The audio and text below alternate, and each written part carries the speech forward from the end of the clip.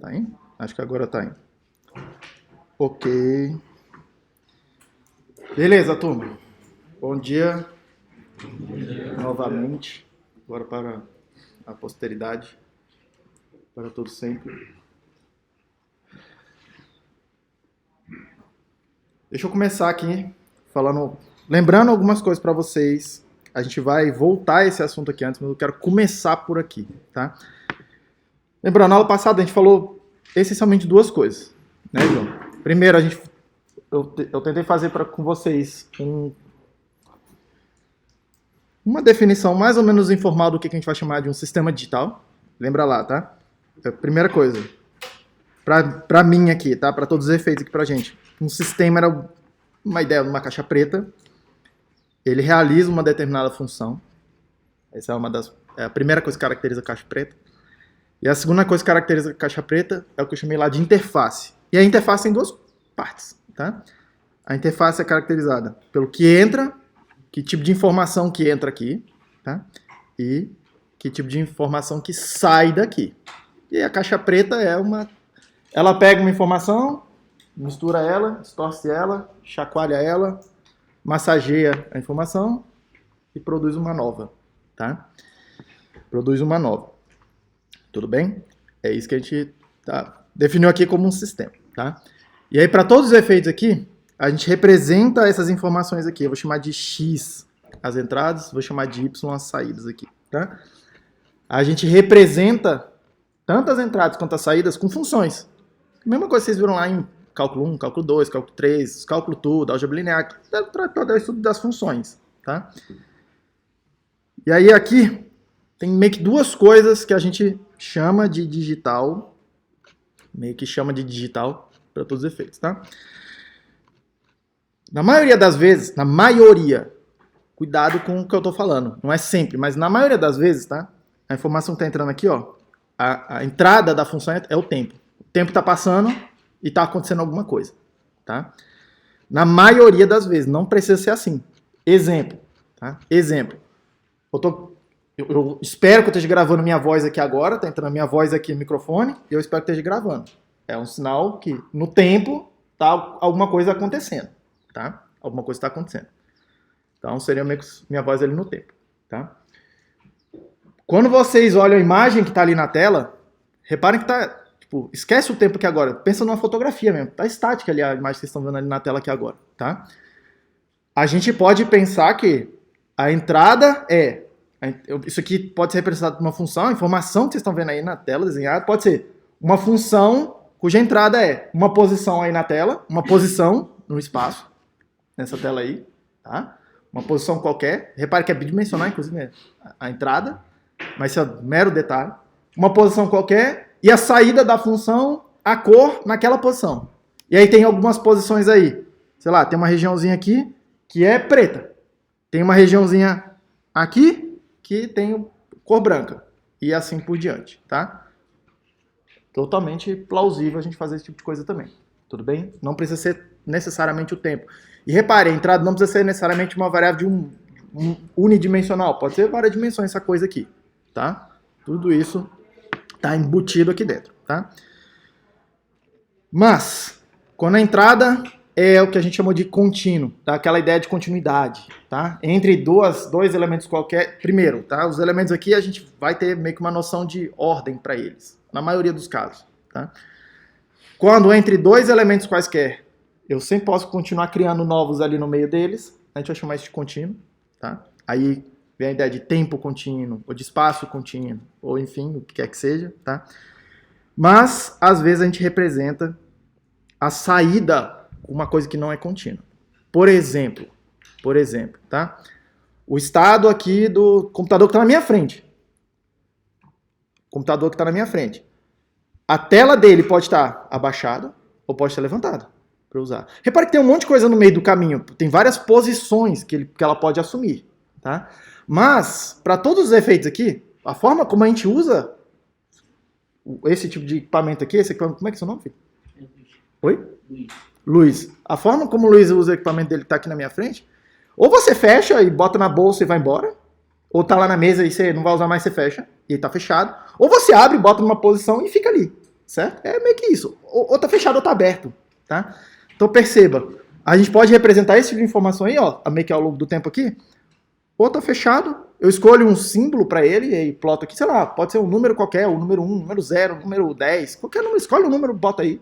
Simplesmente um símbolo para representar esse estado de coisas, tá? Abriu, enquanto está aberto, você escolhe um outro símbolo, que pode ser um número, tá? Pode ser um número, mas perceba que esse número não tem nada a ver com uma quantidade.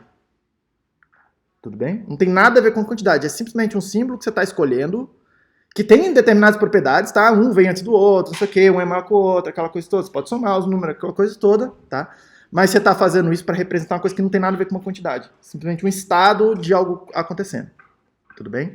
E aí você pode ficar mudando isso aqui ao longo do tempo. E aí perceba, tá? O discreto aqui, o que eu quero dizer com isso é eu só permito ou só me interesso, tá? Por uma quantidade finita de possibilidades que essa saída aqui dessa função pode assumir. É isso que eu vou chamar de discreto. E é isso que a gente está interessado em sistema de tais. Tudo bem? Um outro caso que vai ficar mais aparente quando a gente estiver falando lá de máquina de estado, não sei o quê, porque aí a nossa máquina vai se importar mais com essa questão do tempo. O tempo, a sequência que as coisas acontecem importa mais pra gente, tá? A gente vai assumir que o tempo ou a variável de entrada, o que quer que seja aqui, tá? Ela também é discreta.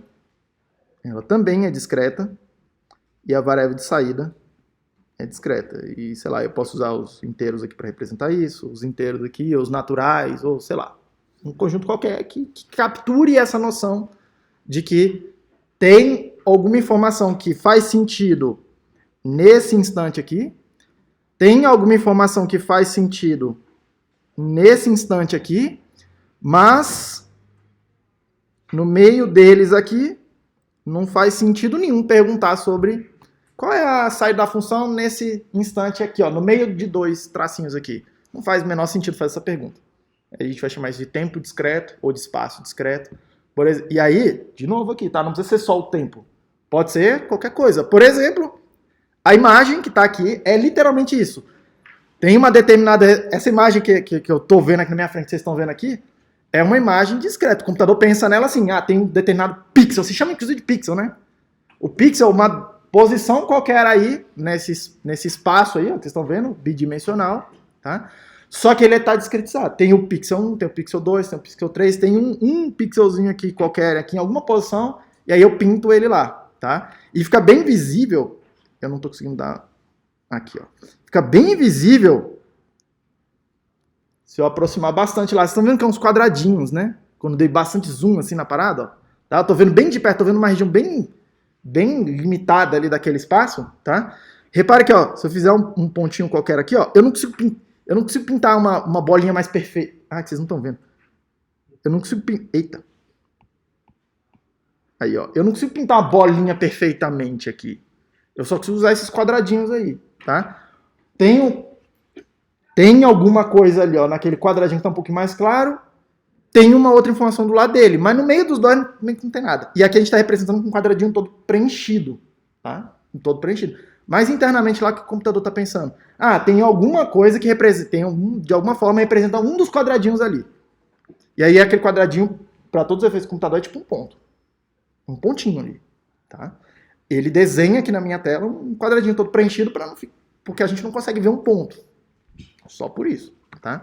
Mas a representação interna lá é um pontinho, assim. Não tem nada entre dois daqueles quadradinhos ali, são dois pontinhos, não tem nada entre eles. Por isso que a gente não consegue pintar continuamente essa coisa nessa...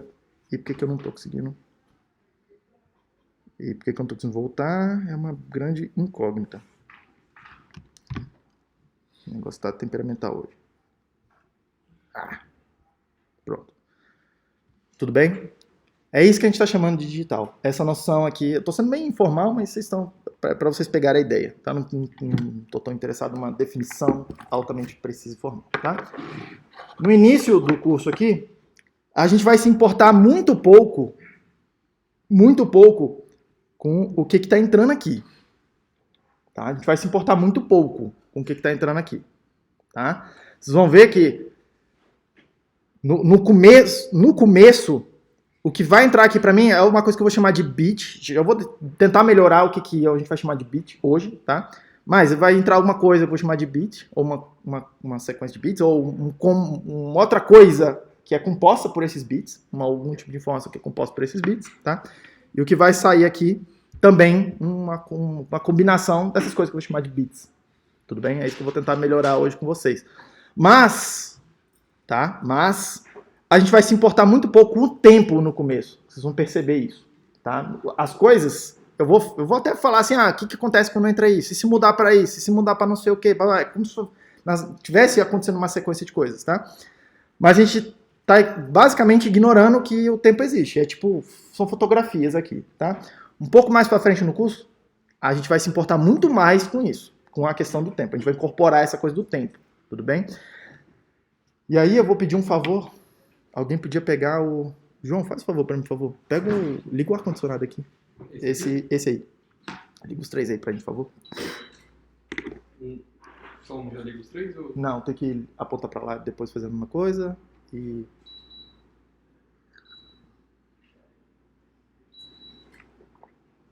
Muito obrigado. Tudo bom? É isso que a gente vai fazer, vou tentar fazer hoje com vocês. Aliás, ao longo do semestre, tá? Seguindo. Aí, ainda nessa coisa, tá?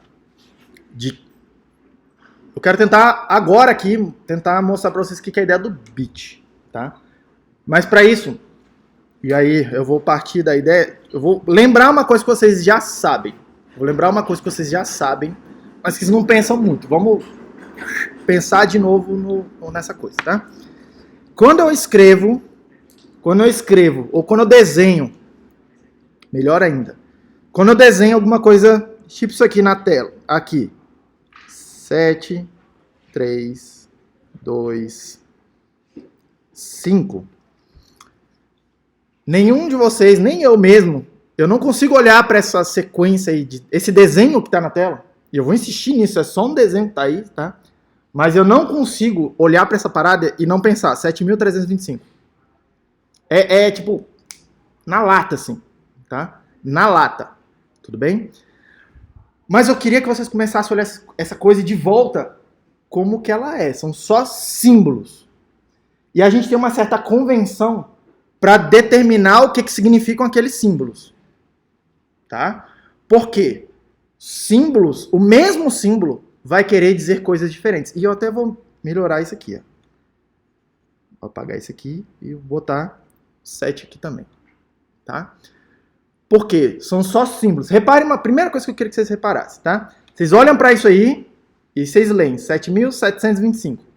Você meio que associa uma quantidade. Você tem uma noção do que é o número, tá? Vou explicar aqui para vocês. Mas a primeira coisa, vamos olhar aqui. Primeira coisa. Olha, é muito curioso e eu acho realmente fantástico o sistema que a gente usa para representar as quantidades, tá? Porque a gente usa uma...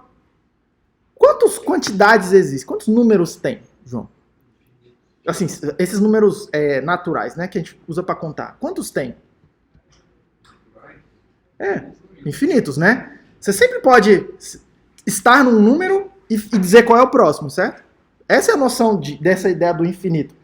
Se eu te dar um número qualquer arbitrário aqui, por exemplo, esse aqui, 7.725, e eu te perguntar qual é o próximo? Qual é o próximo? 7.726. Você sempre consegue saber qual é o próximo, certo? Independente de qual é o número que você começar. Pode ser muito, muito, muito grande. Eu posso fazer um número muito grande aqui, muito grande, que a gente não sabe nem o nome direito dele, tá? Mas se eu te perguntar qual é o próximo, você vai lá e escreve o próximo, ou fala qual é o próximo, certo? Você sempre consegue fazer isso. Essa é a ideia de... Repare, se eu sempre consigo fazer isso, essa é a ideia de que não tem um limite, não acaba. É meio que essa ideia de que... É isso que a gente quer dizer quando a gente está chamando isso aqui de infinito, tá? Mas é muito curioso, por quê? Porque a gente não tem infinitos símbolos para representar esses números. Porque se tivesse infinitos símbolos, era um baita de um problema. Porque infinitos símbolos quer dizer que eu preciso de infinitos desenhos diferentes. E aí ia chegar uma hora que iam ter símbolos tão parecidos uns com os outros que a gente ia ter dificuldade de diferenciar entre eles. Nós, humanos aqui, na prática, tá? Eles iam ter que ser coisas tão perfeitas, mas tão perfeitas, que a gente não ia conseguir representar. Afinal, repare, o meu desenho mesmo ali, ó, o 7 é muito parecido com o 7 da esquerda, muito parecido com o desenho da direita. Mas eles são ligeiramente diferentes. São um é um pouquinho maior, um outro um pouco menor e tal. A gente tem essa imperfeição, a gente não consegue não só construir eles, o desenho, como a gente também não consegue perceber se eles são, se eles fossem muito, muito, muito, muito parecidos, tá? Mas assim, tipo, sei lá, um pentelésimo de qualquer coisa diferente, a gente teria muita dificuldade de perceber uma diferença entre eles. Por isso que a gente usa finitos símbolos. É uma limitação nossa, tá?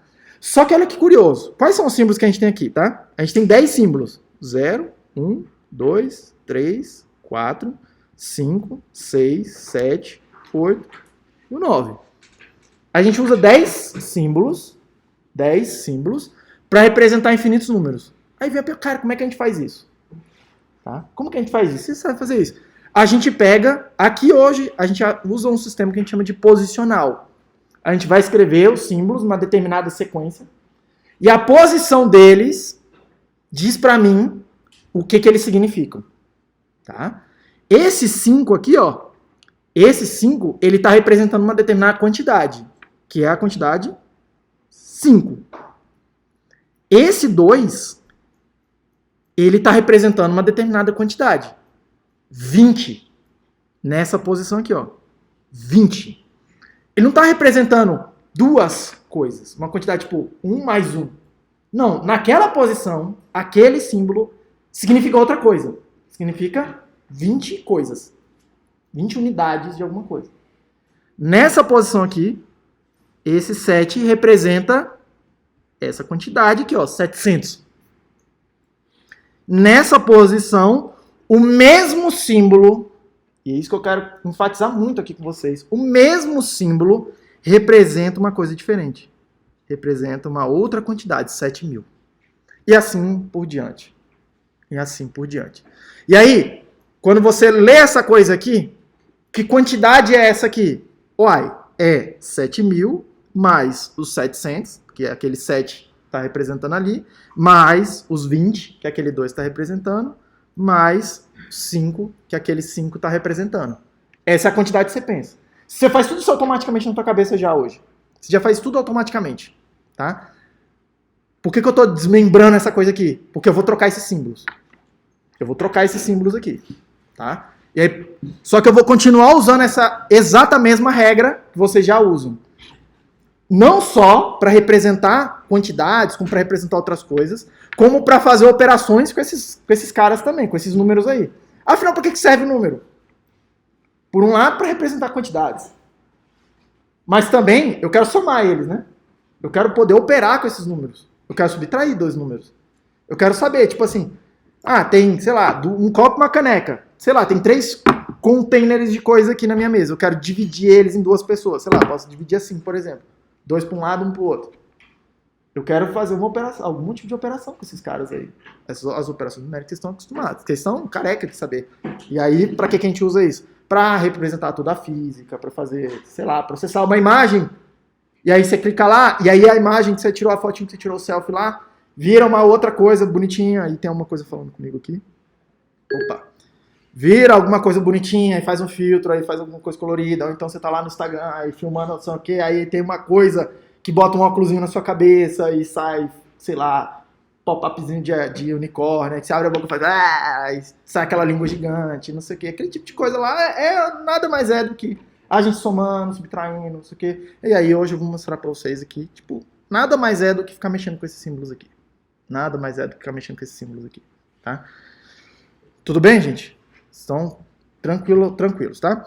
Esse sistema que a gente usa, que a gente está muito acostumado a usar, a gente chama de sistema decimal porque tem 10 símbolos aqui, tá? Mas uma primeira coisa que vocês têm que perceber é que é altamente arbitrário. Para começar a conversa, ninguém sabe por que são 10. A gente chuta que é porque a gente tem 10 dedos nas mãos. A maioria de nós, tá?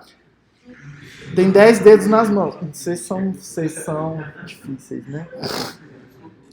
Tem 10 dedos não, assim, com todo respeito, quem não tem 10 dedos. Tem gente que tem 11 dedos, tá? Tem 10 dedos nas mãos. tá? E aí, facilita, eu acho que tem uma certa conexão entre esse número 10 e, sei lá, uma coisa meio antropomórfica, que é a forma do nosso corpo, tá? Mas é altamente arbitrário. A gente usa outros sistemas, antes de falar de binário, de hexadecimal, qualquer outra coisa que eu não vou falar aqui hoje, mas antes disso, a gente já usa outros sistemas e a gente já está mais ou menos acostumado com outros sistemas. Eles são meio difíceis às vezes. Por exemplo, tá com o relógio? Quem tá com o relógio? Você tá com o relógio aí no... Eu esqueci o meu? Ah, não, tá aqui. O relógio. O sistema do relógio não é... O relógio, ele não divide E aí o relógio mecânico é mais interessante. Ele não divide uma voltinha sei lá, de uma determinada quantidade, que é metade de um dia, ele não divide em 10 quantidades. Ele divide em 12. Tá? Divide em 12 partes, né? Aqui, sei lá, não sei o quê. Aí vem o 11 aqui, tem o 12 bem aqui, ó. Tem 12 divisões. Tem 12 divisões. E a gente usa com uma certa naturalidade. Uma certa naturalidade. Vocês veem que é meio difícil de aprender a ler as horas assim no começo. Tá? Mas depois de um tempo fica um pouco mais fácil. Tá?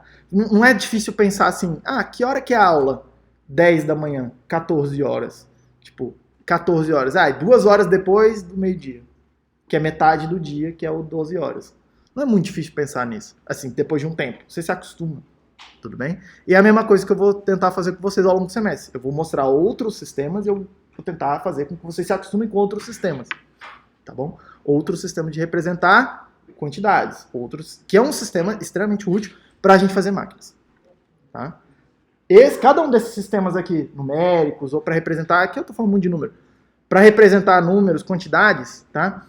A gente procurou sistemas que trazem determinadas vantagens para determinadas operações que a gente gostaria de fazer com essas entidades que a gente está tentando representar. No caso aqui eu estou tentando representar uma quantidade. Sistema decimal, por que a gente acabou usando ele? Porque é muito simples de fazer soma, subtração. Vocês aprenderam os algoritmos lá, por exemplo, 7.725 mais, sei lá, 300 e... sei lá, me dá um número aí. 301, por exemplo. Fazer essa coisa aqui. Você aprendeu um algoritmozinho que faz isso aqui, tá? Você pega, ó, na primeira coluna aqui, soma 5 mais 1. Primeiro que você faz. Repare, ó o que está acontecendo. Você não se importa muito com... Aqueles 5 representam 5, 50, 500... Não, você só pega naquela posição, 5 é o 5, é o símbolo. O 1 é o 1, é o símbolo. E aí você define uma tabela, vou chamar de tabela, que toda hora que você vê 5 mais 1 é 6. Tá? Uma tabela, que é uma tabela muito simples, que é todo mundo, como é que soma os números de um símbolo só. 5 mais 1 dá 6. Aí você bota ele aqui, ó, 6. Aí você vai para a próxima coluna. 2 mais 0, você olha lá na tabela, que já está na cabeça de todo mundo aí, dá 2. 7 mais 3... Você vai lá e olha na tabela, dá 10. Aí, você tem que pensar o seguinte, eu não tenho um símbolo para representar o 10. Eu não tenho um símbolo lá na coluna da esquerda. Eu não tenho um símbolo que representa o 10. Aí alguém falou para você, então faz o seguinte, pega o 0, o lado direito lá do número que deu aí, o resultado que deu 10, pega o 0, bota aqui, que é as unidades. E transfere esse 1 pro lado de cá. Bum. Transfere esse 1 pro lado de cá. Tá? Aí você continua. 1... que é o vai 1, aí você dá até nome, vai 1, a gente vai chamar de carry aqui, tá? Pega o carry, soma com o 7, não tem nada aqui, você pode completar com 0. 0 à esquerda não vale nada, tudo bem? Nesse sistema posicional aqui. 7 mais 0, mais o carry, dá 8. Aí você aprendeu um algoritmo para somar. Aí tem um para subtrair, tem um para dividir, tem um para multiplicar, e blá blá blá, e aí coisa toda. A gente vai usar esses algoritmos tudo de novo, tá? Em algum momento. Muito em breve e tal. Tá? Por que a gente usa sistema posicional? Porque é fácil. É fácil, é conveniente definir essas operações. Tá? Tenta fazer a operação de somar com o número, esses mesmos dois números representados em algarismos romanos. Que meleca que é. Sacou? Talvez por isso que os romanos não sejam muito famosos e conhecidos ao longo da história, por terem desenvolvido muita matemática, muita aritmética, muita geometria. Ao passo que os povos antigos que usavam esse outro tipo de sistema que é posicional, eles eram famosos por isso. Principalmente ali, os persas, os árabes, alguma coisa naquela naquela região ali. Porque eles já tinham essa ideia de um sistema posicional. Tudo bem? Eles, basicamente, a álgebra vem meio que dali, daquela coisa ali. Tudo bem? Mas o que eu gostaria que vocês ficassem bem claro aqui para vocês. Cada um desses carinhas aí é um símbolo e o que aquele símbolo significa é determinado pela posição dele numa determinada, e eu vou chamar de string aqui, ou numa determinada sequência desses símbolos. Tudo bem? E aí, mais uma palavra-chave, tá? Que a gente não usa muito nessa representação numérica, mas aqui pra gente vai acabar sendo bastante conveniente. Eu vou chamar um bloquinho desses aqui, de símbolos desses aqui, agrupados assim, cada um deles com uma posição específica, um significado específico para uma posição específica, tá? Eu vou chamar isso aqui de palavra. Vou chamar isso aqui de palavra. Que é a mesma coisa, que é o mesmo significado mesmo da palavra palavra, tá? Tem uma sequência, só que agora de letras, não só, que são só desenhos também, tá? São só desenhos também. E cada posição de cada letra determina um significado para ela. Tudo bem? Se eu pegar as mesmas letras de uma palavra, embaralhar elas, fizer um anagrama, por exemplo, ó, o anagrama é misturar as letras, tá? Fizer uma outra palavra com os mesmos símbolos da palavra palavra, tá? Pode ser, um deles é esse aqui, ó. P, L, V, R, A, A, A. Você olha e fala, olha, tem os mesmos símbolos. Tem exatamente os mesmos símbolos. Só que a de baixo tem um significado para nós. A de cima, se olha e fala, cara, não, tipo, não significa nada, a princípio, pra gente. Mas são os mesmos símbolos. Certo? Os mesmos símbolos. Tudo bem? Percebam como a posição importa. Tá? Vai existir sistemas onde mais do que a posição importa. Você pode botar quantas regras você quiser aí. Tá? Quantas regras você quiser aí. Mas, por enquanto, eu quero que vocês simplesmente olhem cada um dos desenhos como símbolos. Tudo bem? Seguindo aqui, tá? Seguindo aqui. Ainda nessa história de contar com esses mesmos símbolos aí, tá? Como que a gente vai contando? E aí, para eu definir, começar a definir uma regra aqui para vocês com outros conjuntos, de outros símbolos, tá? Como é que a gente conta? Como é que a gente define o que é o próximo número? A gente meio que vai contando, certo? Bom. Vamos começar do zero. Eu começo aqui, ó, zero. O próximo símbolo vai ser, a próxima, vou chamar aqui de palavra, vai ser 1. A próxima palavra, 2. A próxima, 3, 4, 5, 6, 7, 8, 9. E eu tô contando, tá? Pensa nisso, eu tô contando alguma coisa. Tô tentando associar quantidades mesmo aqui. 9. Aí a próxima quantidade é o 10. Eu não tenho símbolo para ela. O que a gente faz? A gente segue uma regra que é a seguinte. Eu vou começar a contar de novo.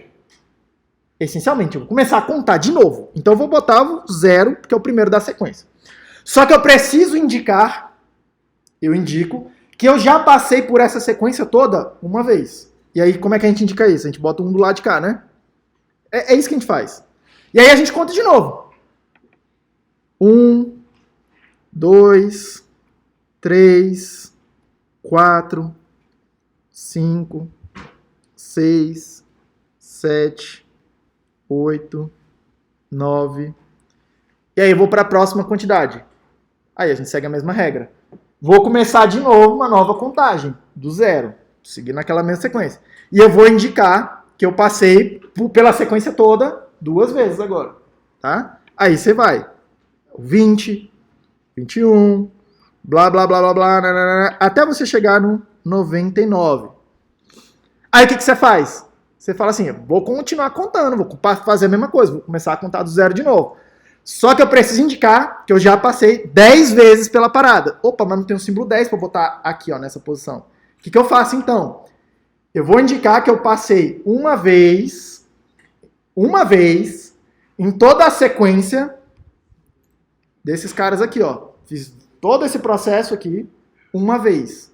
E aí é uma coisa recursiva, e é isso que a gente chama de recursivo. O que eu faço então? Eu conto aqui, ó. Eu passei por toda a sequência anterior uma vez, e aí eu começo tudo de novo.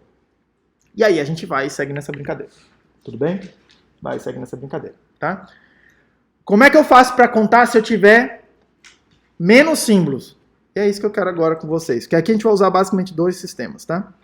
E são 2 sistemas que a gente usa para representar informações do computador. O primeiro deles é um sistema muito mais simples. Muito mais simples, tá? É um sistema que só tem 2 símbolos. Eu vou escolher arbitrariamente esses 2 símbolos aqui, tá? Arbitrariamente esses 2 símbolos aqui. Então vamos lá. Vamos lá, é Luiz, né? Conta aqui comigo, Luiz. Então vamos lá. Vou começar a contar. Mesma coisa. Mesma coisa. Vou começar do 0. Então, primeira quantidade é o 0. Segunda quantidade é o 1.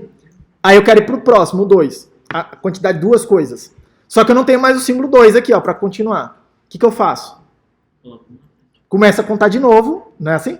Começa a contar de novo e indica que você passou por esse processo, por essa sequência uma vez. Começa de novo e bota uma coisa na frente, o próximo caractere aqui na frente, para indicar que você passou pela sequência toda uma vez. Então, esse aqui é o próximo, né? 2. Seguindo essa lógica, tá? O 2. Aí, segue a sequência, então. 3. Vai ficar assim. Agora eu quero ir pro próximo, 4. Só que acabou minha contagem já. O que eu faço? Começa a contagem de novo. Vai pro 0. Vai pro 0. Incrementa esse aqui, usa o próximo símbolo, só que já acabaram os símbolos. Então o que você faz? Começa a contagem aqui também de novo.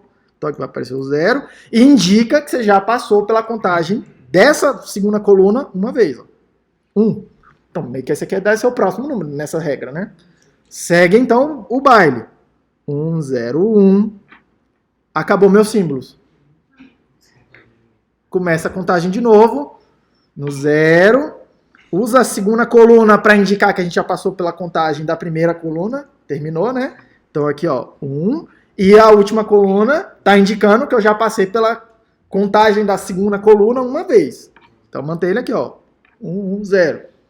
Próximo qual é? 1, 1, 1. Acabou meus números. Acabou minha sequência. O que eu faço?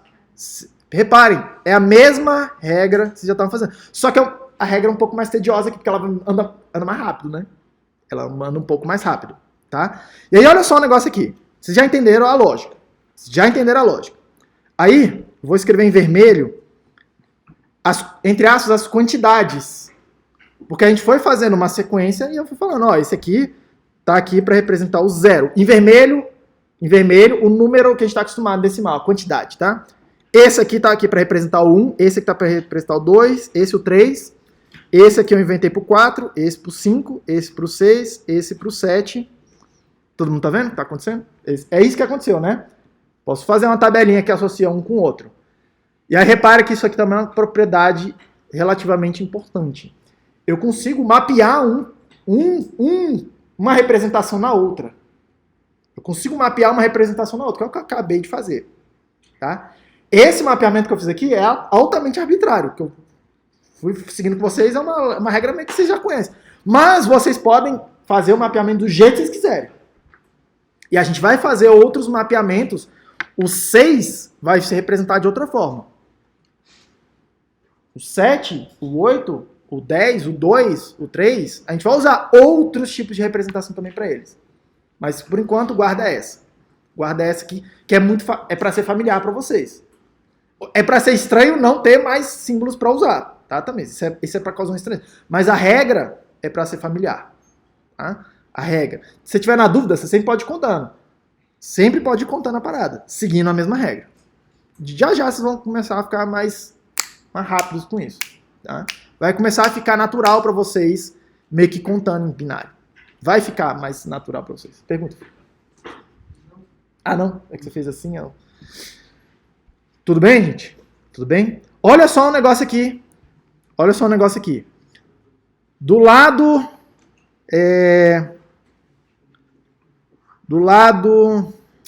Ficaram poucos números aqui. Deixa eu seguir um pouquinho só para poder mostrar uma coisa para vocês aqui, ó. O 8, o 9, 10 e o 11. Só para poder usar também desses caras aqui. O 8, então, nessa loja vai ficar 1, 0, 0, 0, 1, 0, 0, 1, 1, 0, 1, 0, 1, 0, 1, certo? Aí aqui eu consigo meio que mostrar o que eu tô querendo fazer. Olha só um negócio aqui. Naquele último cara ali, o vermelho foi esse símbolo aqui, a quantidade 11. Tá? Que cada um desses símbolozinhos 1 quer dizer? Esse símbolo aqui, ó, da direita, quer dizer o seguinte. Uma vez 10 elevado a 0, essa quantidade 10 elevado a 0, que é da posição que eu vou chamar de 0, o mais à direita, ou, já, e aí anota a palavra-chave, o que eu vou chamar de símbolo menos significativo, ou já vou, tipo assim, vocês vão ver que eu vou ficar usando muito pouco esse nome, símbolo menos significativo. E eu vou ficar chamando, mesmo aqui que não é bit menos significativo. Tudo bem? Mas vocês vão meio que sempre saber, eu espero, se eu estou falando de bit mesmo, 0 e 1, ou se eu estou falando dos decimais, ou se eu estou falando de outro sistema. Tá? Mas eu vou chamar esse cara aqui de a posição menos significativa. Ela está associada a uma quantidade, 10 elevado a 0. Nesse caso, por que 10 elevado a 0? Porque tem 10 coisas que eu posso botar naquela posição ali. Tá? Esse cara aqui está associado com a quantidade 1, que é o 1 que eu botei ali, vezes 10 elevado a 1, que é 10. E a outra posição, 10 ao quadrado. E a outra posição, 10 à terceira. E a outra posição, que é o 1, 10, 100, 1000. Você vai contando assim naquelas posições. Tá? Cada uma daquelas posições. O que aconteceu aqui do lado de cá? Ó? 1, 0, 1, 1. Esse cara está aqui para representar a quantidade 11. Foi o que a gente fez naquela regra ali. Tá? Se eu seguir essa mesma lógica aqui, será que dá certo? Ué, vamos ver. Esse cara aqui, então, me parece, seguindo essa mesma ideia, que está aqui para representar a quantidade 1 vezes 2 elevado a 0. Por que 2? Porque eu só tenho 2 símbolos. Só posso botar o 0 e o 1 aqui. No outro, se eu tinha 10 símbolos, eu multipliquei por 10 cada vez que eu pulei de posição. Nesse aqui, se eu tenho 2 símbolos, eu estou multiplicando por 2 cada vez que eu pulo de posição. Parece fazer algum sentido. Parece, né? Fazer algum sentido. E meio que faz, tá? Ó, o 2 aqui, ó. 1, 0, 0, 0. Olha o 4. 1, 0, 0, 0. Olha o 8. 1, 0, 0, 0. Parece fazer um sentido, que é cada vez que eu estou andando uma coluna para a esquerda, eu estou multiplicando por 2. Então, vamos lá. É a mesma coisa que a gente já estava fazendo. Tá? Opa, e esse cara aqui? Nessa ideia aí, então, ele está tentando representar a quantidade 1 vezes 2 elevado a 1. E esse cara aqui? 0 vezes 2 elevado a segunda, que é 4. E esse cara aqui? 1 vezes 2 elevado a terceira, que é 8. Tá? Quanto é que dá essa parada aqui? Ó? Esse cara aqui dá 2 elevado a 0 é 1, vezes 1 dá 1. Esse cara aqui, 2 elevado a 1 dá 2, vezes 1 dá 2. 2 elevado ao quadrado dá 4, vezes 0 dá 0. 2 elevado à terceira dá 8, vezes 1 dá 8. 8 mais 0 dá 8, mais 2 dá 10, mais 1 dá 11. Certinho. Como é seu nome mesmo, filho? Desculpa. Tá, qual é o desconforto desse? É que você fez assim, tipo... É isso que eu gosto na aula presencial, cara. Entendeu? Eu não consigo ver vocês até porque tem um pessoal de costas aqui. A questão também foi mais entender que fez sentido de alguma forma. Mas você... Mesmo parecendo meio abstrato. Tem uma coesão. Entendeu? Você já matou a charada. Reparem, eu subi o nível de abstração. E é isso que eu falei na aula passada que gera um desconforto. Porque a gente está tão acostumado, a gente para de pensar em algum momento que esses símbolos são só símbolos, esses desenhos são só desenhos, tá? Mas que existe uma regra por trás deles, e a regra por trás deles é que dá o significado deles. E aqui o que eu estou tentando fazer com vocês? Trocar os símbolos. Nada me impede de usar os símbolos, em vez de 0 e 1, T e F, qualquer outros 2 desenhos, mas seguir a mesma regra. A regra dá o significado da coisa. Tá? E essa parada é uma parada importante. Porque quem vai definir a regra de cada sistema são vocês. Eu vou mostrar algumas que a gente usa que são muito convenientes. Já sabe que eles são muito convenientes. Mas não fiquem na cabeça de vocês que tem que ser assim. Tem que ser assim. As regras que a gente vai usar aqui são arbitrárias. Você vai inventar regras novas se elas te derem alguma vantagem para resolver um determinado problema específico. Eu vou mostrar para vocês, ao longo do semestre, algumas regras que a gente já sabe que resolvem uma gama de problemas que a gente já viu ao longo do tempo aparecendo. E aí vocês vão olhar e falar assim, esses aqui são úteis. Mas precisa ficar muito claro, eu vou ficar enfatizando muito com vocês, ao longo de sempre, de que vocês precisam inventar, e é o trabalho de vocês, o engenheiro, inventar regras novas, se essa regra nova for conveniente para resolver um determinado problema. Tudo bem? Essa é a parte mais difícil. Não porque é uma tarefa difícil em si, mas porque, e aí eu acho que isso tem muito culpa entre as nossas aqui do professor, de que a gente tá falando, não, é assim, é assim, é assim, é assim, olha só, tem um número assim, soma assim, faz não sei o que, blá, blá, blá, blá, que vocês na cabeça. E aí tem a prova é a pior coisa. Porque na prova você vai, faz parada e resolve o problema. E aí, quantas vezes você já não fez a prova que a solução estava certa, a resposta está certa, mas você não fez do jeito que o professor queria? E aí ele tirou ponto de você. Às vezes te dá 0 logo. Fala assim, você não fez do jeito que eu queria. Mas professor, mas tá certo. O resultado tá certo. Ele, mas não interessa se tá certo ou não, você não fez do jeito que eu queria. Aí o que a gente está comunicando quando a gente faz isso? Quando o professor faz isso? Quando a gente, o professor, né? Quando a gente faz isso, o que a gente está comunicando? Que tem uma coisa que é certa e tem uma coisa que é errada. E que você não tá livre, nesse sentido, para resolver o problema. Resolver o problema passa a não ser a coisa mais importante. Percebeu? Aqui comigo não tem isso. Não só comigo. Essa matéria aqui, ela é muito difícil de corrigir prova. Porque você vai bolar o sistema, a regra para resolver o seu problema, e aí, meu amigo, tipo, não tem certo e errado. Eu preciso ver se você chega numa parada que faz sentido. Se resolve o problema. Se resolver o problema, e aí os problemas aqui têm infinitas soluções, basicamente. E aí cada um de vocês acha uma solução diferente. Entendeu? É difícil corrigir prova aqui dessa disciplina.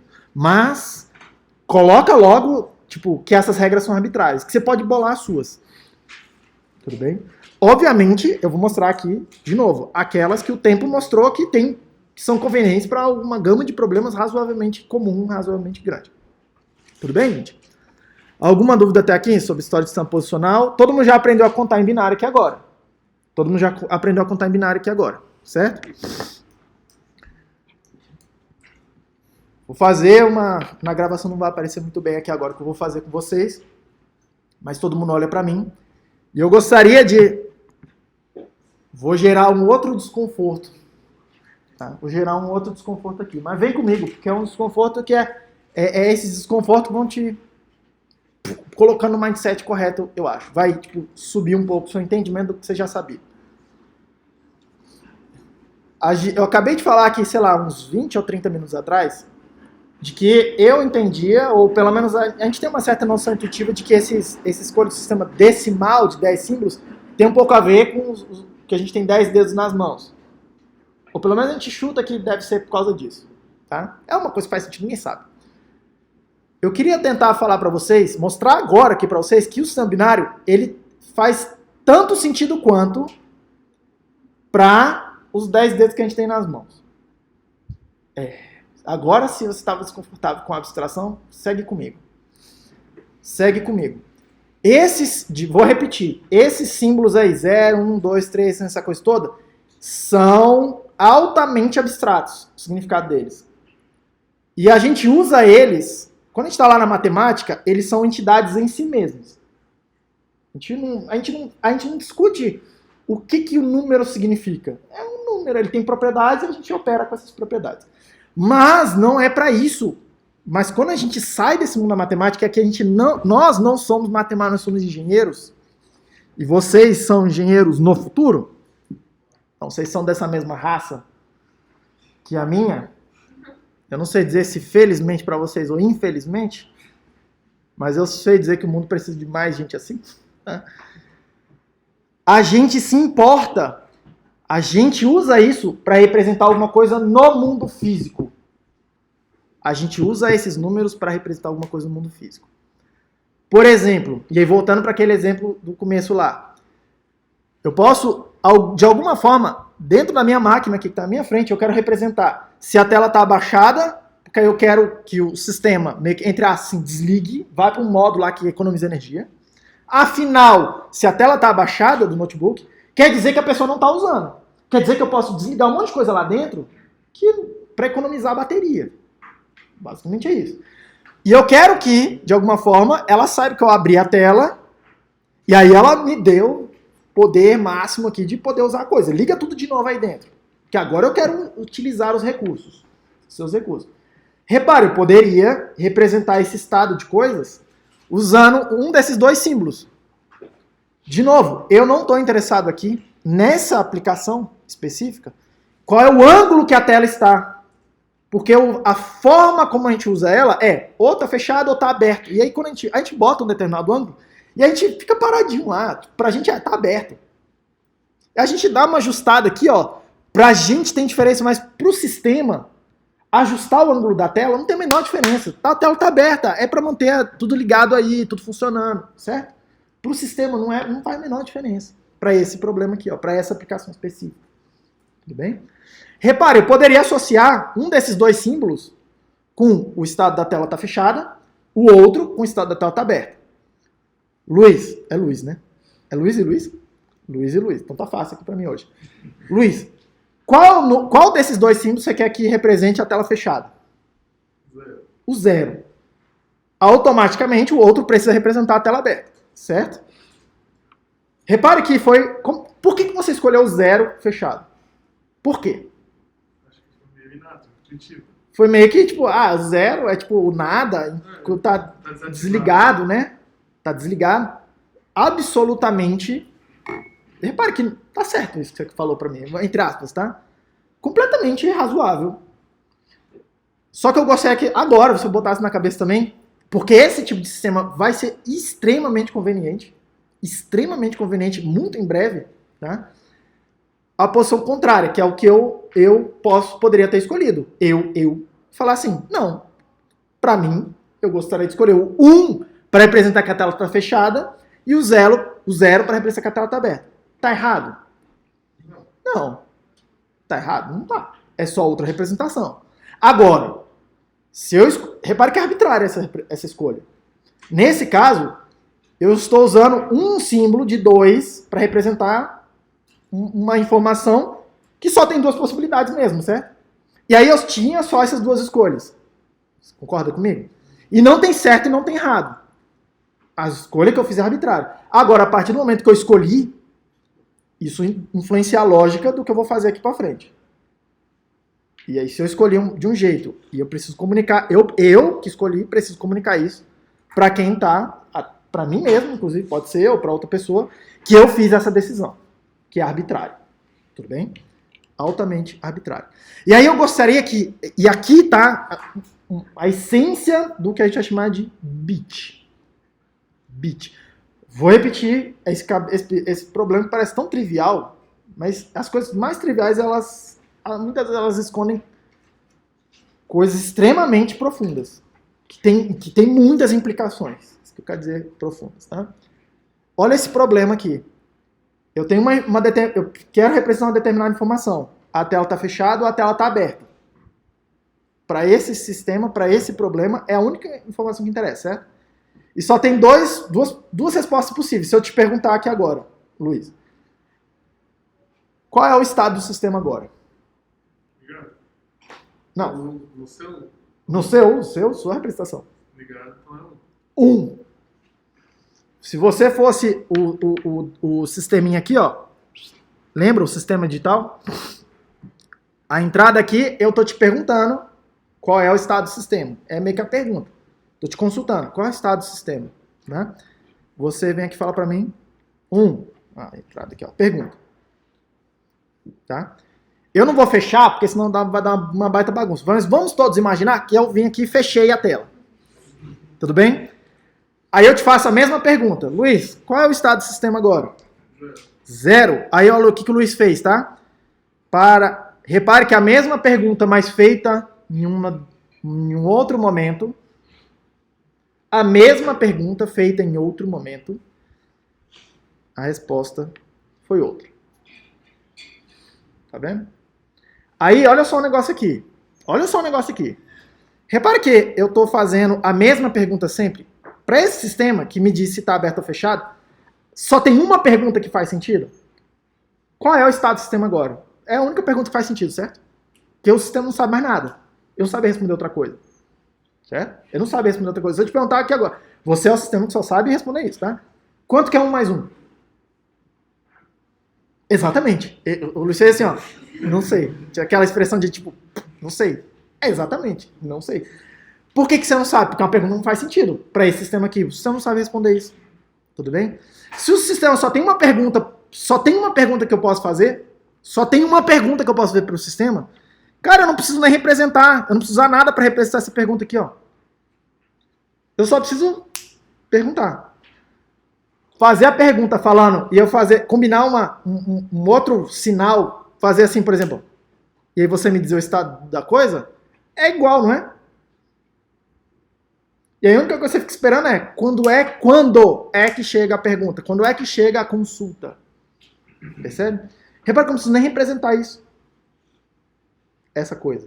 Agora, o estado do sistema, não, eu preciso de 2 símbolos, porque tem duas respostas possíveis. E repare, só tem 2 respostas possíveis, né? Porque a gente não se importa com o ângulo. Só se importa com, tá aberto ou tá fechado? Só tem 2 respostas possíveis. Certo? Ou eu respondo que tá aberto ou eu respondo que tá fechado. Ou eu respondo 0 ou eu respondo 1. Tá? Todo sistema, toda pergunta que só tiver 2 respostas possíveis, toda pergunta que só tiver 2 respostas possíveis, a resposta dela me dá uma informação nova, certo? Mas olha só o negócio aqui. Me dá uma informação nova. Mas em algum momento vocês vão melhorar essa coisa que eu vou falar agora, mas a quantidade de informação é uma informação, é muito pouquinho, né? É muito pouquinho. Você me deu uma resposta sim ou não? Ora, tá aberto, tá fechado. Essa quantidade que eu não estou tentando medir, mas em algum momento, não aqui nessa disciplina, em alguma outra disciplina, vocês vão querer medir essa quantidade. E é uma parada, é uma noção estranha, mas aqui a gente não importa com ela. Mas essa noção intuitiva de quanto de informação você me deu, eu vou chamar de um bit. Vou repetir, para toda pergunta que só tem 2 respostas, na hora que eu recebo a informação, que só tem 2 possibilidades, eu recebi um bit de informação.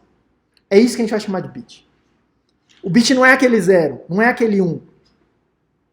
O bit é essa informação que chegou para mim. Meio que uma ideia de uma quantidade. Que eu não estou agora tentando medir, eu estou tentando passar a noção intuitiva para vocês. O que é o bit? É essa noção, essa sensação. Como é seu nome, filho? Breno, pergunte, Breno. Assim, o sensor do notebook ele é analógico, né? Ele transforma a informação analógica em digital, de bit e manda para o computador. E aí o computador... Eu acredito, olha que o Breno acabou de perguntar, o sensor que está aqui no notebook fazendo isso é analógico, aí ele transforma isso em digital e passa para o computador. Eu não sei dizer exatamente qual a tecnologia que está sendo utilizada aqui, mas eu chutaria que o sensor já é digital. E aí pensa só, vamos lá. O que seria um sensor analógico? Seria um que medisse, por exemplo, o ângulo de abertura, certo? E aí ele associa, por exemplo, para virar digital poderia ser assim. Para um ângulo abaixo de tanto, quer dizer que está fechado. Para um ângulo acima de uma determinada quantidade, eu vou dizer que está aberto. Poderia ser assim. Calma, só um segundo. Poderia ser assim. Mas poderia ser... É que vocês não estão vendo. Tá vendo um interruptor ali, ó, de luz? É que você não tá vendo, mas você conhece o interruptor de luz. Tá? Você poderia... Eu imagino que seja mais nessa linha. Tem um interruptorzinho aqui dentro, que não seja tipo uma coisa mecânica, mas que ele é acionado por um ímãzinho, até porque tem uns ímãs aqui espalhados, tá? Que quando eu fecho, ele vira uma chave. E aí quando eu abro, ele vira a chave pro outro lado. Eu imagino que seja mais assim, tá? Aí repare, isso não é necessariamente analógico. Por quê? Porque ou a chave está aberta ou a chave está fechada. Igual o interruptor ali, ó. Você toca ele para um lado, você já percebeu que ele meio que não tem o meio do caminho? Ele meio que não tem o meio do caminho. Ou ele está de um lado ou ele está do outro. Você sabe que tem o meio do caminho porque tem um percurso que ele faz, né? Mas ou ele aciona ou ele abre ou ele fecha. Aquela chave ali. A lógica dele funciona assim. Ou tá de um jeito ou tá do outro. Eu imagino que seja assim. E aí, se for esse tipo esse tipo de sensor, um interruptor, ele já nasce digital, a informação já nasce digital. Então, dá para definir o que é digital ou dá para armazenar em bit. Assim, algo que dá para armazenar em bit. Eu vou melhorar isso. Ó, a pergunta do Breno é essa. Então, o que é digital é aquilo que dá para armazenar em 1 bit. Não necessariamente. E aí, deixa eu usar um exemplo para mostrar isso. Você dirige? Você dirige. Quantas marchas tem no seu carro? Não tem carro, tem moto. Quantas marchas tem na sua moto? Acho que é assim. 5 marchas à frente. A moto não tem marcha ré, né? Moto não tem marcha ré. E tem um ponto onde não está conectado em nenhuma marcha. Certo? Tem um ponto morto neutro. Certo? Então, repare uma coisa aqui. O câmbio lá da tua moto, no caso, tem 6 posições possíveis. 6 posições. Tem o neutro. Opa, não está escrevendo. O neutro. A primeira marcha. A segunda marcha. Terceira marcha. Quarta marcha. Quinta marcha. Certo? Eu imagino, inclusive, que seja sequencial. O câmbio de moto é sequencial, né? Você consegue passar da primeira para a quinta direto? Não, você tem que ir passando. Tá na primeira, aí você aperta o negocinho. Aí ele vai para a segunda, aí você aperta, vai para a terceira. Quando você quer ir voltando, você vai levantando a alavanquinha lá com o pé. Acho que é levantar, né? Eu não sei pilotar a moto. Você vai levantando a paradinha com a moto. Se está na terceira, vem para a segunda. É sequencial, certo? Começa no neutro, aí para baixo é o 1. Isso. Primeira, aí para cima é a outra. Mas tem uma regra para ir indo na sequência, certo? E voltando depois. Eu acho que você consegue vir direto de qualquer uma pro neutro, né? Na moto acho que consegue de qualquer uma pro neutro, não? Tem que vir descendo. Hã? Tem que vir descendo. Tem que vir descendo. Então não tem. Então é sequencial mesmo, tá? Independente de como que você coloca em cada uma, você concorda comigo que só tem 6 posições? Só tem 6 posições. E aí eu poderia ter um sistema, e aí esse exemplo que você me deu é muito bom. Eu poderia lá dentro ter um computador, e de fato tem um computador lá na tua moto, que sabe qual a marcha que está engatada. Tem um computador lá na sua moto que sabe qual a marcha que está engatada. Tem moto, eu não sei dizer se a sua tem isso, mas tem moto que você vai acelerando, aí ela fala pra você, tá na hora de passar a marcha, acende uma luzinha ali. Certo? Você já deve ter visto isso. Como é seu nome, filho? Lucas. Também é piloto de moto. Devia saber pela jaqueta. A sua moto tem esse negócio? Tem da votação lá, de meio de votação. É, por aí. Tem várias dessas que tem um marcadorzinho que diz pra você qual a marcha que tá conectada lá. Não diz? Tem um displayzinho que mostra a marcha que você tá. É. O meu carro é automático. Aí tem uma quantidade. Repare, ele tem 5 marchas que ele conecta lá dentro. Ele tem o neutro e ele ainda tem a marcha ré. Então são 7 coisas que ele sabe fazer. Mas a interface que eu percebo, tá? Tem a posição lá, o P para estacionar. Aí a próxima, o R, que aí assim, quando eu coloco, eu espero que aconteça uma mágica lá dentro, que engate a marcha ré.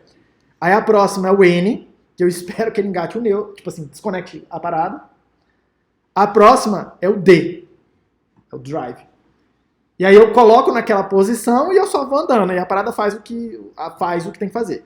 Aí tem uma próxima que é o D3, que ele limita só até as 3 primeiras marchas. E tem um outro que é o D2, que ele limita a ficar engatado só a segunda marcha. Só a marcha 2. Ele engata só o 2 e fica lá, tá?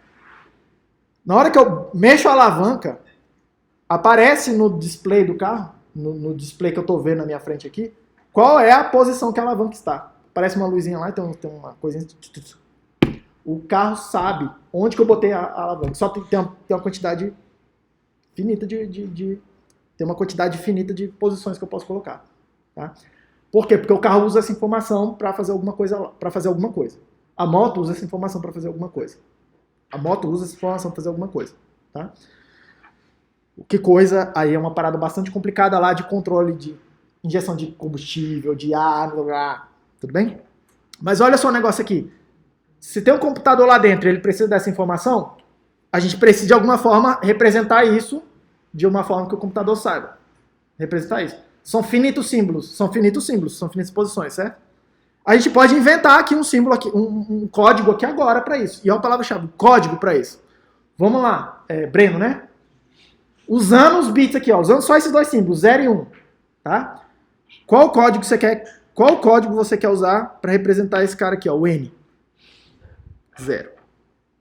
Qual código você quer usar para representar o 1, a posição da marcha 1?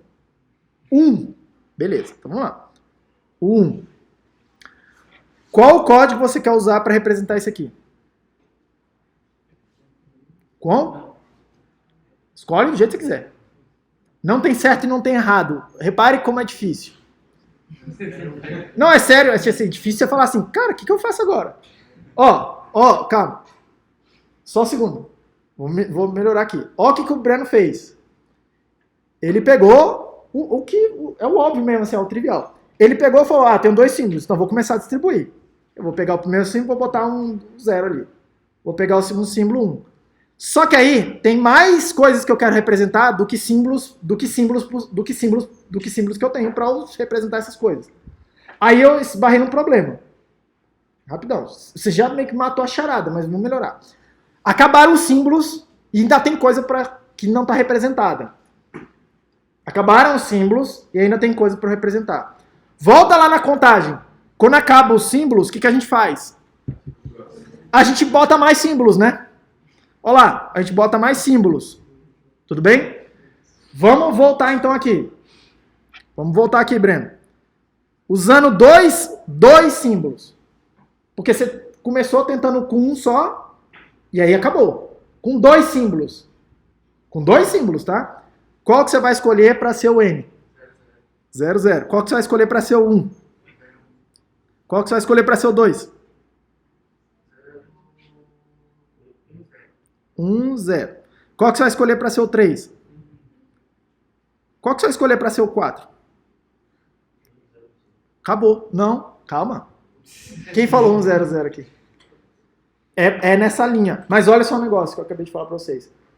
O problema, perguntava, com dois símbolos e distribuindo eles aqui. Com dois símbolos. Calma. Tá? Calma. Você já entendeu a solução. Com dois símbolos acabou, certo? Com dois símbolos acabou. Aí uma pergunta que é fácil de responder e é para vocês ficarem o tempo todo na cabeça com esse negócio.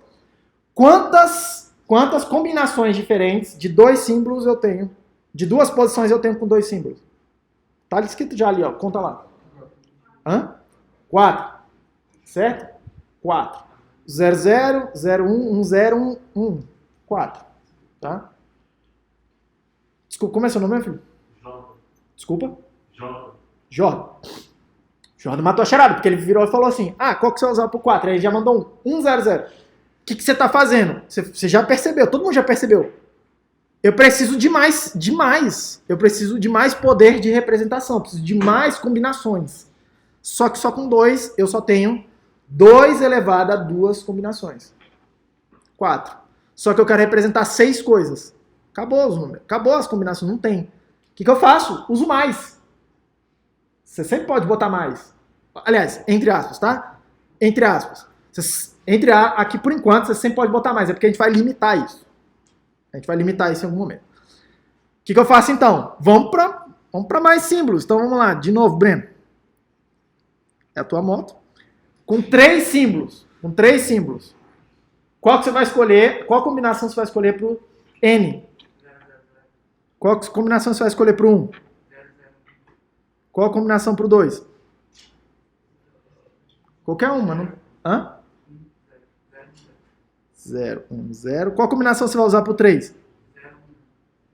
Qual combinação você vai usar para o 4? Qual combinação você vai usar para o 5?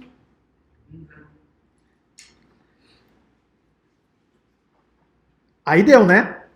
Quantas combinações de 2 símbolos existem usando em 3 posições?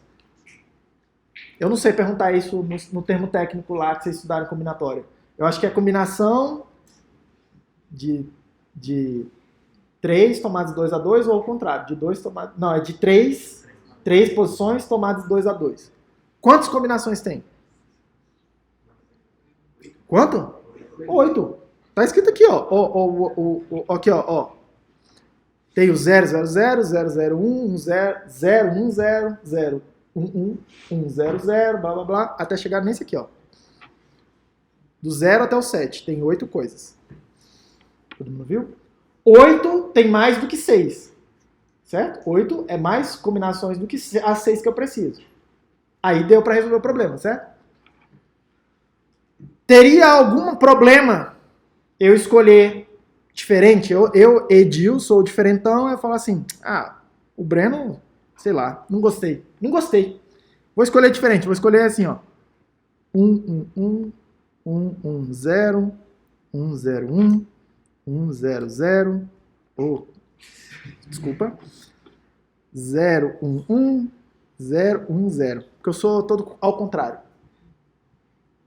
Teria problema fazer isso? Não, não tem certo, não tem errado. De novo, tudo bem? Não teria certo nem errado, por enquanto.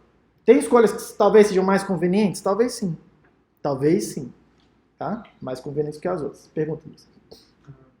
Se a gente fosse fazer um sistema utilizando isso, as combinações que faltaram, elas seriam problemáticas? Terem sobrado assim? Muito obrigado por ter feito essa pergunta. A pergunta do Luiz é a seguinte. Tem algumas combinações que não foram utilizadas. No caso, no exemplo do Breno ali. Voltando aqui, ó. Tem uma primeira combinação que é o 1, 1, 0 e o 1, 1, 1, que não foram utilizadas, elas não foram associadas a nenhum significado, certo? Aí a pergunta aqui do Luiz é, tem problema? Tem problema? Isso vai dar um problema? Eu vou dar um nome para essas duas combinações. E guarda esse nome, porque senão vai aparecer de novo. Tudo bem? Eu vou chamar essas combinações aqui de don't care. É um nome técnico, tá? Não é zoeira, não. Don't care significa não me importo. Não importa. Repare, se não importa, nesse caso, o que significa não importa? Significa o seguinte, neste exemplo específico, nessa aplicação em particular, cada um daqueles símbolos representa uma coisa mecânica, né? Uma coisa física, uma posição de um sistema mecânico. Você concorda comigo que não tem como eu botar na marcha 7, porque ela nem existe, na marcha 6, porque ela não existe? Você concorda comigo que não tem como botar na marcha 7, porque ela não existe? Você concorda comigo que, assumindo que o sistema está funcionando corretamente, cada uma das marchas que está colocada vai produzir um símbolo daqueles e não tem como produzir os outros dois símbolos? Você concorda com que eles não têm como serem produzidos dentro do meu sistema? Então eu não me importo com eles, tá? Não me importo com eles. Esse é um caso de don't care onde os símbolos são meio que impossíveis. Eles são combinações que eles nunca são produzidas mesmo, tá? Nunca são acionadas no sistema, tá? Só que tem algum outro tipo de don't care que é de fato que eles podem ser produzidos pelo sistema, mas a gente não se importa com o que o sistema faz com aquela informação. E você está livre para fazer qualquer coisa mesmo, tá? O don't care quer dizer meio que as duas coisas. Você não se importa. Ou porque nunca você consegue citar aquelas combinações, ou porque, se por algum motivo aquela combinação foi citada, você também não se importa com o que a máquina vai fazer. Tá? Você também não se importa com o que a máquina vai fazer. Tá? Isso é o don't care. Repare, nesse sistema aqui, tá? A gente tem uma escolha, ainda onde a gente não está construindo as máquinas, eu simplesmente diria, são duas combinações que não fazem sentido, elas não têm por que existir. Elas simplesmente não estão definidas. Se você me perguntar, o que é o 1 nesse sistema, eu vou falar, cara, essa pergunta não faz sentido. Eu não vou falar pra você que, tipo, tá errado. Eu simplesmente vou falar, essa pergunta não faz sentido. Então eu não vou te dar nenhuma resposta. Não, que é aquele que você fez ali agora, o não sei, né? Esse não sei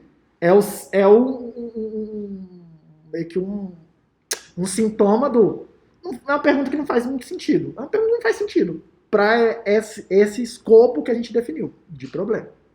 Beleza? Mas para as máquinas reais que a gente vai fazer, entre aspas, a gente não vai fazer nenhuma máquina real, mas vou mostrar para vocês como é que elas são concebidas, o que de fato acontece para fazer essas máquinas aqui, tá? Nas máquinas reais, lembra que deixa eu reformular. Lembra na aula passada que eu falei que uma função é um mapeamento entre um conjunto de entrada e um conjunto de saída? E aí tem alguns elementos aqui que tem uma contrapartida do lado de cá.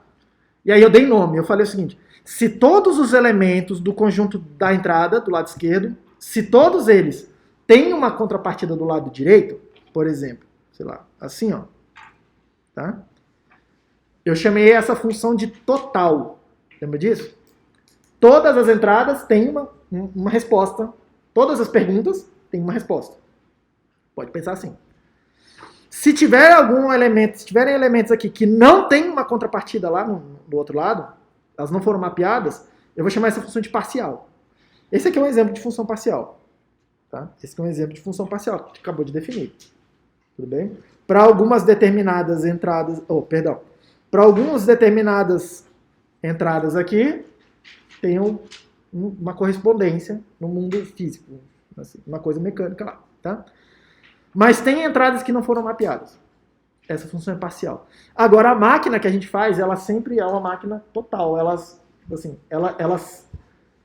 mesmo que a gente não excite algumas entradas, ela sempre vai saber, entre aspas, o que fazer com as entradas. Tá? E aí, nesse caso, o don't care significa que a gente pode fazer o que a gente quiser. Guarda isso, porque a gente vai usar isso para otimizar funções. Se ela pode fazer o que eu quiser, e aí, aqui por enquanto, eu estou fazendo uma associação de uma coisa do mundo físico com bit, com esses símbolos aqui, 0 e 1. Tá? Mas lá no que a gente vai fazer, a partir da aula que vem, inclusive, a entrada é bit e a saída é bit. Ou combinações de bits e combinações de bits. Tudo bem? Se eu posso fazer o que eu quiser, eu posso associar qualquer combinação de bits lá na saída. Para esses casos aqui, don't care. Tudo bem? Beleza? Pergunta? Não? Seguindo. O que eu tava falando? Eu não sei mais o que eu tenho que falar. Deixa eu entrar na minha cola aqui agora. Falamos de... Tá todo mundo, por enquanto... Eita. Por enquanto é para vocês ficarem confortáveis com essa ideia de representação... não, já lembrei o que eu tenho que fazer aqui. Com essa coisa de símbolos. Esses símbolos representam coisas completamente arbitrárias. Tá? Completamente arbitrárias. Eu posso usar esses símbolos para representar qualquer coisa. Números, eu posso associar sequências, palavras, e aí de novo, as palavras são um bloquinho, uma sequenciazinha desses símbolos. Eu posso associar essas palavras com números, eu posso associar essas palavras com a marcha da moto do Breno, posição da marcha da moto do Breno. Eu posso associar isso com letras, e aí chegar aqui e falar assim para vocês. Vamos lá. Eu posso entrar em... Repare que é só uma abstração. Uma abstração é uma representação de alguma coisa. E eu posso usar essa abstração para representar coisas abstratas também. A gente já estava fazendo números, né? Eu posso usar isso para representar qualquer coisa. Eu posso chegar aqui para você e falar assim, tá vendo as letras? A, B, C, D, E, F e blá, blá, blá e por aí vai? As letras mesmo do alfabeto. Afinal, no computador a gente tem um teclado aqui, tem umas letrinhas desenhadas, e quando você aperta, você espera que apareça lá no editor de texto a letrinha A, se você apertar a letra A, certo? Então, assim, de alguma forma você quer conseguir representar essa informação. Só que tem, por exemplo, quem joga Counter-Strike aqui, sei lá, alguma outra coisa. Você fica com uma mão no mouse e a outra mão, a mão esquerda aqui no teclado. E é bem nessa região aí das teclinhas, né? A, S, D... W, Q, é bem por ali, é que você fica com a mão, você bota os ataques de teclado, já estão tudo ali, né? No jogo, você quer apertar a tecla, sei lá, eu não sei, tá? Você quer apertar a tecla S, você não quer que apareça um S na tua cara. Você quer que o jogadorzinho, o seu avatar no jogo, ele abaixe assim, ele comece a andar agachado, por exemplo. Certo? Ou ele ande pra trás. Sei lá pra que vocês usam essa andar pra trás, né? Você quer que ele ande pra trás. Aí você aperta o W, você quer que ele ande para frente. Você não quer que eu escreva W assim na tua cara, assim, ó. Dum. Não. Então perceba que a tecla ali, aquela coisa, até a tecla, você quer que tenha diferentes usos. Tá? Você quer que ela represente coisas diferentes. Tudo bem? Vamos lá. É altamente arbitrário. Eu poderia inventar um código aqui para a letra A. Tá? E aí eu poderia inventar o seguinte código. E aí vamos lá. Primeira pergunta a se fazer. Quantas coisas eu preciso representar? Vamos lá. Quantas coisas você precisa representar nas letras, no alfabeto? Quantas letras tem no alfabeto? Hã? 26. Vamos lá. Vamos comigo. Vocês estão falando que tem 26 letras no alfabeto. Certo? Aí eu pergunto para vocês. Mas tem a letra maiúscula e a letra minúscula. A gente também gostaria de representar isso, né? Se tem o A minúsculo, o A maiúsculo, o B minúsculo, o B maiúsculo, e tem 26 minúsculos, deve ter 26 maiúsculas também. Então deve ser 26 mais 26. Concorda comigo? Por enquanto, né? Aí a gente ainda tem outras coisas. A gente usa outras coisas para escrever texto, né? Aí vocês já estão vendo aí como é que começa a complicação. Para começar simples, tem o ponto final. Tem o ponto. Tem a vírgula. Tem o ponto e vírgula. Tem o ponto e vírgula.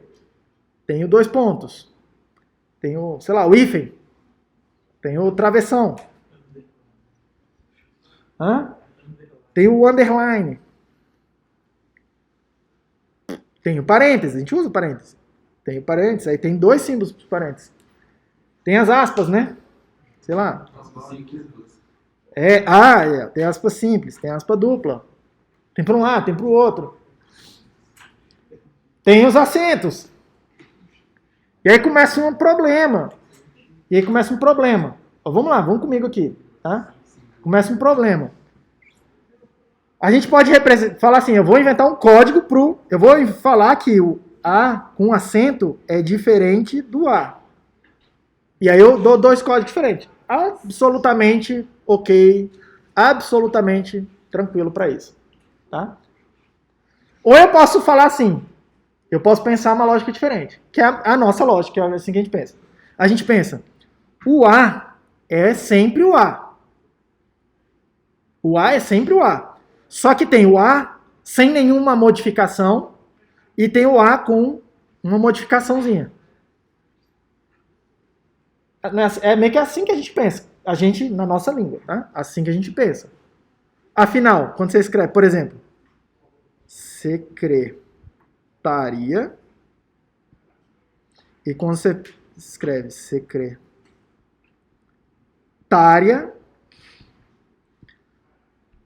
você quer que aquele A ali, que é o diferente, que tem um símbolozinho em cima, que ele represente o mesmo som, mas você quer que o som forte, né, da sequência venha para esse lugar aqui, em vez de ir para outro lugar que ele estaria normalmente.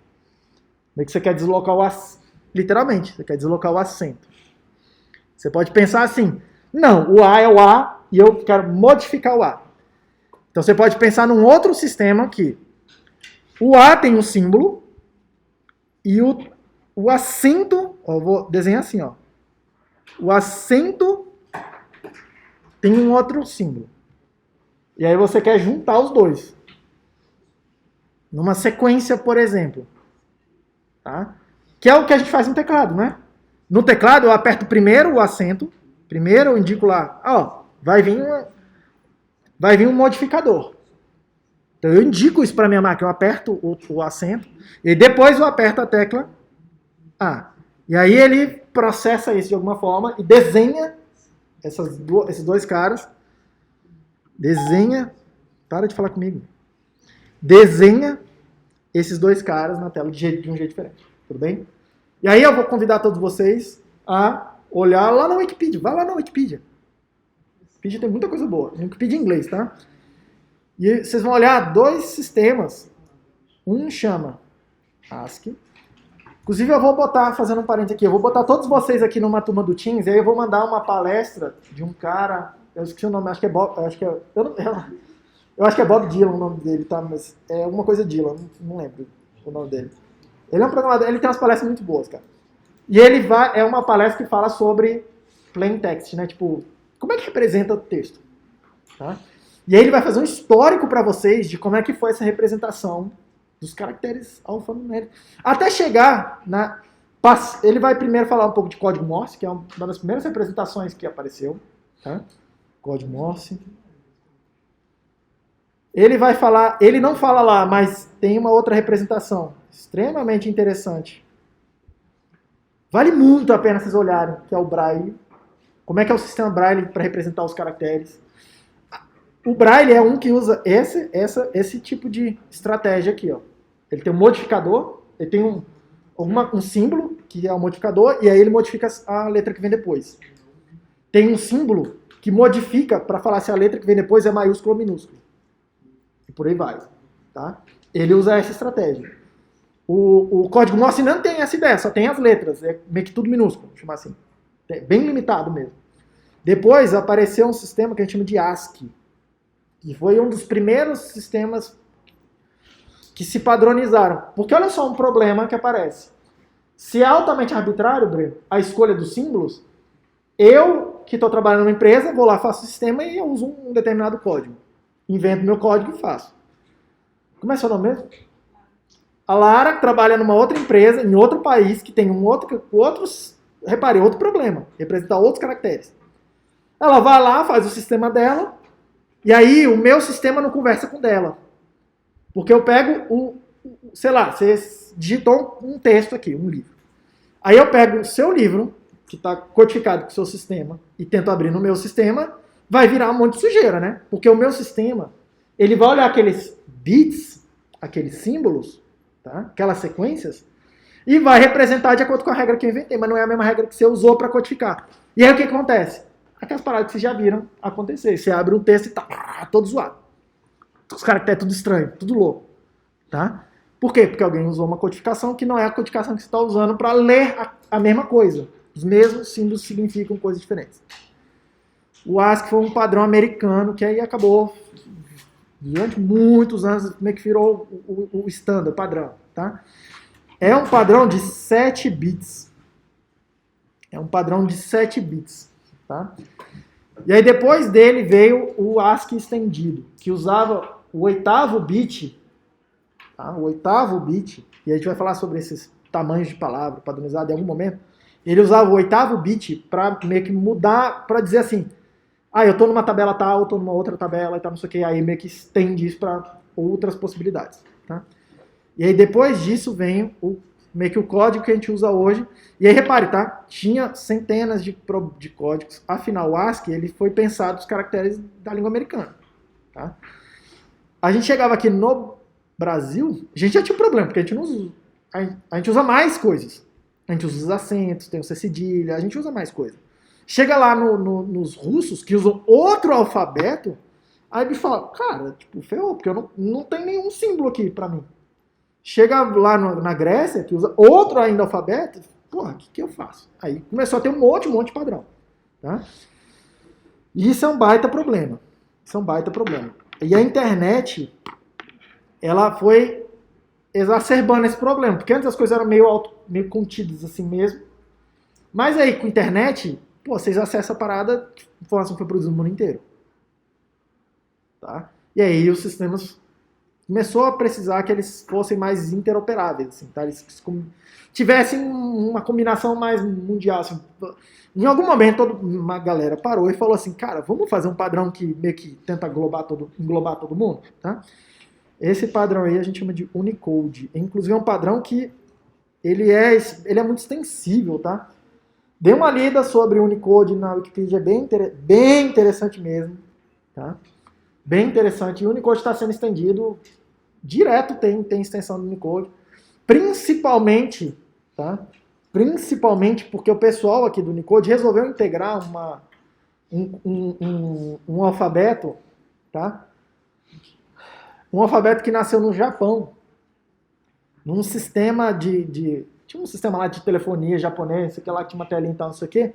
E aí eles tinham que não é aqueles kanjizinho, tá? Mas eles tinham um outro alfabeto que a gente hoje conhece pelo nome de emoji. E aí o pessoal do Unicode resolveu integrar essa parada aqui. E aí tudo que a gente mais quer hoje é uma atualização nova para ter mais emoji, né? Tipo assim.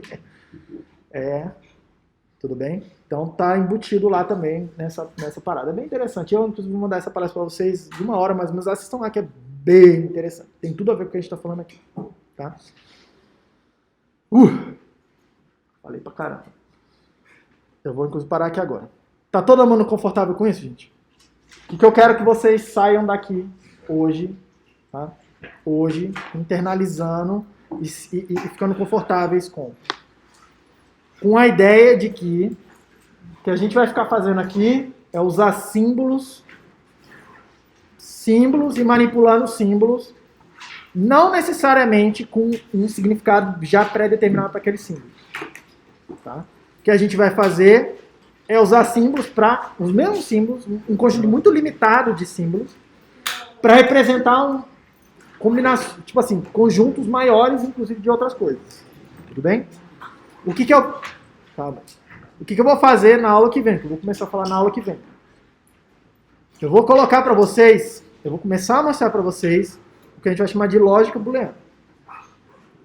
Lógica booleana é, literalmente, tá? É um ramo da lógica, nasceu pelas mãos de um lógico matemático chamado George Boole, que 1800 qualquer coisa, eu nem sei se foi 1800, 1700, preciso olhar essas datas aí. Mas foi mais ou menos ali, século XVIII, século XVII, XVII, XIX, alguma coisa. Ele estava tentando tornar o ramo da filosofia, que é a lógica, mais próxima com o ramo da matemática, que é a álgebra. E a álgebra nada mais é do que manipular símbolos também. Tá? E ele estava querendo construir de alguma forma, tá? Ligar essas duas coisas. E aí ele inventou essa coisa que a gente chama de álgebra booleana hoje. Então eu vou começar a mostrar para vocês as regras dela. Tá? É uma lógica, é uma álgebra, é uma lógica que lida simplesmente com dois estados, com verdadeiro e falso. Com respostas para perguntas que só tem duas respostas possíveis. Que é o que a gente estava fazendo aqui agora, né? Representar a coisa mais menorzinha de informação. Tá? Essa coisa foi um trabalho bem obscuro durante, sei lá, mais ou menos uns 100 anos. Assim, isso foi um trabalho meio obscuro. Ficou lá meio não tinha muita importância. Até que um outro cara, que é razoavelmente desconhecido, até pelos engenheiros, tá? Eu acho que ele é conhecido, inclusive, por coisas assim, que são puta contribuições, mas ele é um cara realmente que tem contribuições muito, uma gama muito ampla, tá? De coisa. Foi um cara chamado Claude Shannon, um matemático, engenheiro. Ele é conhecido por um ramo de teoria de informação, que é maiores contribuições, mas ele tem inúmeras contribuições para a engenharia. Assim, um cara que realmente virou uma chave, tá? No século XX. E o que ele fez? Entre outras coisas, o que ele fez foi... Ele era engenheiro, o cara que ficava montando coisa cacareco, tipo professor Pardal, tá? E entre outras coisas, ele percebeu que ele podia usar essa lógica do George Boole para descrever circuitos. Os circuitos que ele construía. Circuitos eletromecânicos ainda, né? Tá? E aí ele fez a conexão que estava meio que faltando, tá? Entre a ferramenta matemática que permite a gente explicar ou operar e construir o circuito, a coisa física. Ele que juntou a coisa, construiu a engenharia por trás do negócio. Que é o que eu vou começar a mostrar para vocês na parte da aula que vem. Qual é o nome desse cara? Claude Shannon. Claude Shannon. Tá? Procura lá, Shannon, não tem muitos Shannon por aí não. Claude Shannon. Bota ele no Wikipedia também, tem inúmeras contribuições. Tá? Tudo bem, gente? É disso que a gente vai começar a falar na aula que vem. Vou começar a mostrar para vocês. Vocês vão ver que vai virar um pouco a chave, que vai ficar bem abstrato. Tá? Bem abstrato. Mas aí a gente vai conectando, porque eu vou mostrar primeiro para vocês a lógica, como é que a gente escreve funções, as coisas mais básicas, as operações básicas, as operações. E aí eu vou começar a utilizar isso para falar assim, tá bom, mas a gente pode usar os bits para representar o número? Como é que eu faço, então, para somar dois números usando essa lógica? Ah, como é que eu faço para multiplicar? Como é que eu faço para fazer não sei o quê? E a gente vai usar essa coisa que é mais simples, as operações, que são operações assim, elas chegam a ser triviais, cara, as operações aqui. E a gente vai embutir essas operações que a gente quer, tá? Somar, multiplicar, mexer com as letras, não sei o quê. A gente vai embutir elas e vai descrever elas em termos dessa outra lógica, bem mais simples. E aí, de uma certa forma, e aí eu vou deixar essa coisa para vocês, ficar tipo, meio viajando aí até segunda-feira da semana que vem. De alguma forma, a gente vai estar programando, tá? Programando uma aplicação, por exemplo, somar dois números, usando uma linguagem, entre aspas, ele não falava assim, isso aí já, nenhum livro que vocês vão ver vai usar esse termo, mas é a mesma coisa. A gente vai, entre aspas, programar essa aplicação, somar dois números, por exemplo, usando qual linguagem de programação? Lógica booleana. E aí por que eu vou trazer assim para vocês? Porque a maioria de vocês já sabe programar. Já tem um pouco dessa noção assim de que tipo, tem uma linguagem lá, que ela faz umas coisas, que é uma linguagem bem restrita, você tem umas construções, né? Tem alguns símbolos que fazem algumas coisas bem particulares, tipo assim, você escreve lá, for não sei o quê, sei lá, linguagem C. Você sabe que vai ficar repetindo alguma coisa. Tem lá, x é igual a 2. Você sabe que aquele igual significa guardar o valor 2 em algum lugar na memória. Ele faz pouquinhas coisas, mas são coisas bem precisas, bem definidas. Depois você saca aquelas coisinhas mais elementares, programar é meio que juntar essas coisas, fazer uma sequência de coisas um pouco maiores, né? A gente vai fazer exatamente a mesma coisa. Exatamente a mesma coisa. E eu quero que o tempo todo vocês fiquem com a impressão aqui, não de que a disciplina é difícil, não. O tempo todo eu gostaria que vocês ficassem aqui conectando as coisas que vocês estão aprendendo em outra disciplina, não sei o quê, porque engenharia a gente faz, sei lá, meia dúzia de coisas, não é muito mais do que meia dúzia de coisas, tá? Só que elas têm caras diferentes, assim, e elas parecem muito diferentes, mas é sempre a mesma coisa, tudo bem? E eu quero que vocês tenham essa noção, porque isso aí é que vai abrir na mente de vocês depois para falar assim, cara, precisa aprender a linguagem de programação nova. Ah, é a mesma coisa, tipo, é tudo igual, vocês vão ver que é tudo igual, todas iguais. Só muda a sintaxe, é tudo igual. Ah, preciso aprender uma lógica diferente. Ah, continua a mesma lógica, é tudo igual. Ah, é cálculo, é tudo igual, é a mesma coisa que a gente vai fazer aqui. Só que elas podem ficar mais complicadas, ó, tá? Tudo bem, gente? Muito obrigado, a gente se vê na quarta-feira da semana que vem. Segunda